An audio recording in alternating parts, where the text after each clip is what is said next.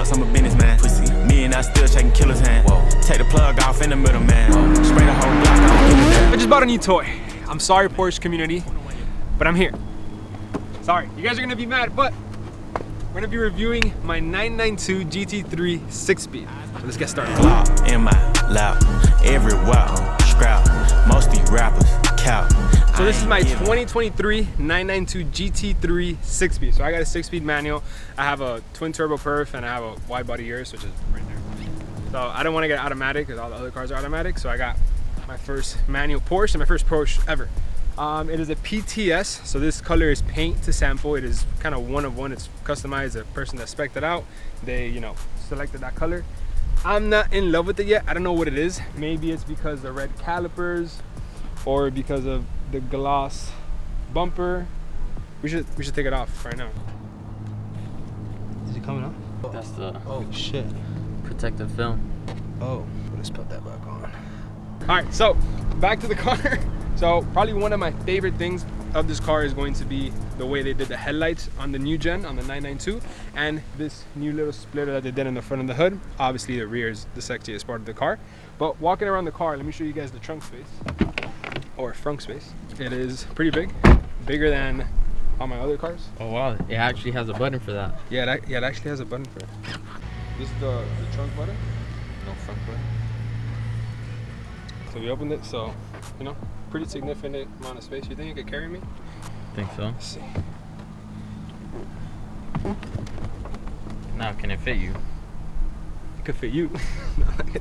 All right, so we have obviously carbon fiber under the hood, which is super dope. One of my favorite features of this car, slash not really, is going to be these bucket seats. So they look very cool when you're taking a video, or they look very nice, but getting in, it is extremely uncomfortable because as soon as you get in, you pretty much get hit with this right here. You kind of have to like step into the car, jump into it. A little bit uncomfortable, but when you're driving, it does hold you in place, which is really nice. Back up to the front, we have the OEM rims, which it comes with these, what are these called? Center locks. Center locks. It's just, you know, kind of like how they do with F1 cars. All right, coming inside the car, we have the new cluster. So obviously we have this super dope new display that Porsche did on the new gen. We still have the same clock that we have over here, which pretty much is fucking useless. You're never gonna use that shit ever. We have our 6-speed, so it's a 6-speed transmission. Kind of does suck because you don't get the fast shifting on the automatic, which is fun, but this is way funner, and you guys are gonna see later in this video why.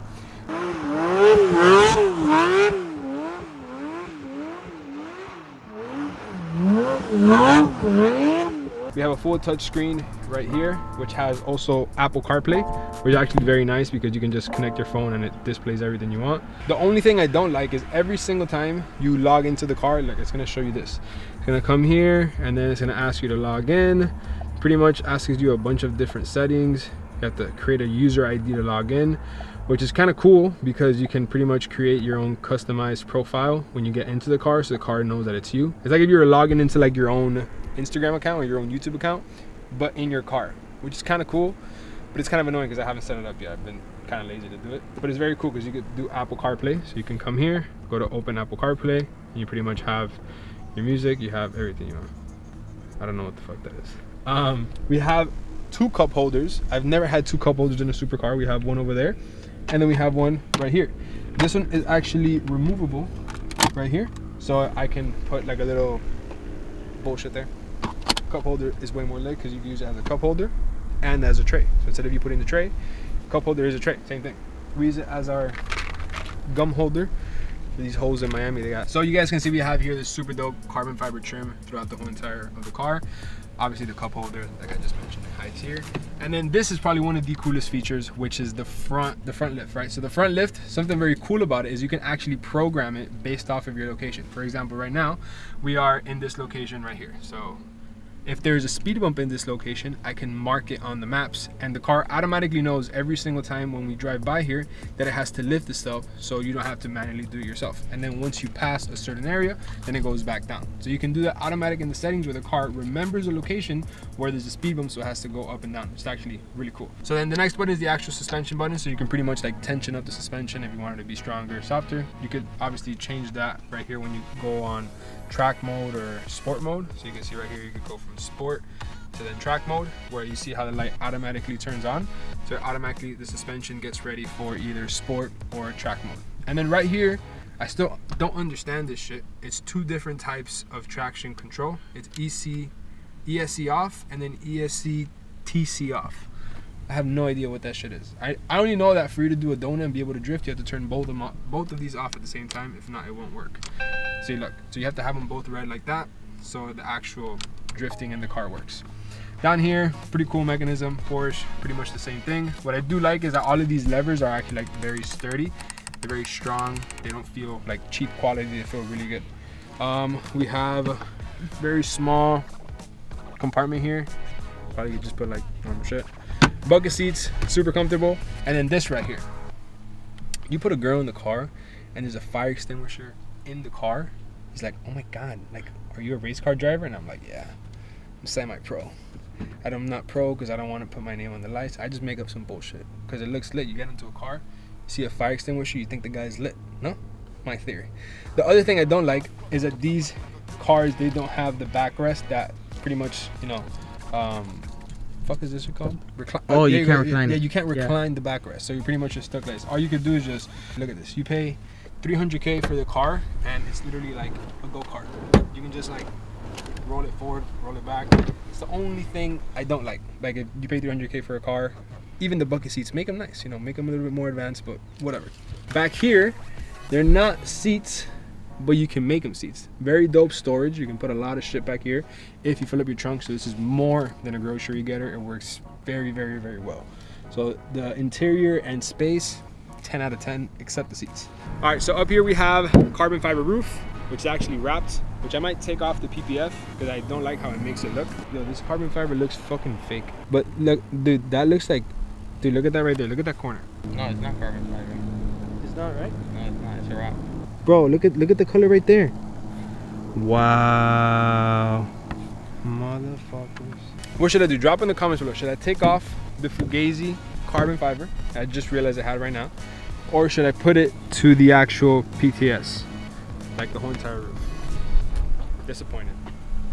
I'm trading it, getting something. All right, so moving on now to the back. You guys can see it's the famous GT3 wing. Obviously the GT3 RS wing looks insane. Gives the car the whole entire feel. But this wing with this new modern backlight is the sexiest thing you can see rolling at nighttime. It is absolutely beautiful. It's probably my favorite part of the car, along with obviously how it sounds. The only thing I wish this car had was a little bit more speed. It is super slow. Like you can probably race a Corolla and the Corolla will probably catch up and be very close. No, it's just fun. You can catch a corner at 120, but then on a straight line, a Camry's passing you. But it's fun, and you look good doing it. The only con is you can't see the engine anymore. I think only one of these flaps open, this one open, not both of them open anymore. Obviously this wing is very sturdy. You can pretty much stand on it. You can do whatever you want with it. Why don't you do it? All right. So I weigh like 180, 190, and it's like pretty sturdy. Yo, how much is this wing? It's like, costs like half of the car. Half the car? Yeah. All right, so, oh, this really cool feature. It's going to be the gas is in the front. It's actually the first time I ever did this. It took me like 2 different circles at the gas station to realize that the thing was there. It's like the Can-Am. It's like the Can-Am, yes. It's actually just like the Can-Am, you're right. You know, oh, the only reason I didn't get a GT3 RS is because they don't come manual, they only come automatic. And I think the 2024 version is going to have maybe like 20 or 30 manual, but I didn't want to wait. I just wanted to get it pretty much right away. So I got this. It's actually really nice. Drop down in the comments what you guys think I should do and if I should keep this color. All right, so it's at the point where we have to do this, right? Because if we do it so fast and we make it look so easy that we have to do this. Vehicle registration. Under what? Gotta blur it out. Exactly. So it has the title didn't come in. By the way, I own this cash, own that cash, and the Performante cash, and the boat, and the everything, bro. We don't finance things out here. I feel like if you go to the bank and you finance it, you shouldn't be buying it. So why do we have this anywhere? You never know. Set and forget is different. I'm telling you guys. Should we try this fire extinguisher right now? Safety first. Yeah, we should actually. Will this devalue the car if we do this? I mean, who cares? Set and forget. Yeah, who gives a shit, right? Should have not given me one of these. Push yellow. Oh, see right there? That would have right into my eye. That would have sucked. Let's not do that. Let's turn it around. Oh wow, look at that. That's ready to go. All right, should we just try it in here?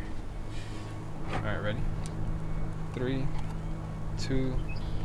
10 of us, we moving as one. I'm so proud of who I become. You might think I'm taking some lumps. Only if we talking about sums. Yeah. Instead of joy, they cannot tell me relax. My message is jokes. So obviously we sent the fuck out of it. We almost blew 2 of the tires. We got some ice cream all over the wing. So, you know, I don't want to let it get stuck, so I don't want to mess up the paint. So we're going into the touchless. But we're going to give the car a rating. Remember, I am not a car professional. I just rate the cars off of my experience and if they can handle my beating and if they're able to, you know, keep up with the standards. So, looks, I give the car a 7.7 out of 10. That's what the looks. Maybe if I wrap it a different color and I put nicer wheels, then maybe fine. Maybe we could bump up to like an 8.5. All right, when it comes to performance, I give it a 8.7. It's actually not as sturdy on the high end as you would imagine because it's rear wheel drive. So when you're going like 120, 140, 150, the front is really wobbly. It's not that nice. I haven't caught in a curve that fast. The fastest I've caught in a curve is like 100. Usually I catch it like at 120, 130. So performance, I'll give it about 8.7 max. That's the max that I could give it. Speed, this shit is slow. This is faster than that. So speed, I give it a 6.9. It's not that fast. Fun, when it comes to fun, how fun is the car? I give it a 10 out of 10. You can beat on this car all day long. Nothing's gonna happen to it. All it's gonna ask for is tires and for gas. And for efficiency or comfortability, I'd say an 8.5 out of 10. The seats aren't that comfortable, but you get used to it after a little bit, but there's a lot of space. So you can go to the airport with a bunch of luggage, everything will fit, go get groceries, you can put people. So it's actually really efficient when it comes to that, when it comes to comfort. So overall, I don't know what that average is, but my overall on the car is about an 8 out of 10. That's what I give my GT3. Maybe if we wrap it, that bumps out to 8.5. Let me know what you guys think.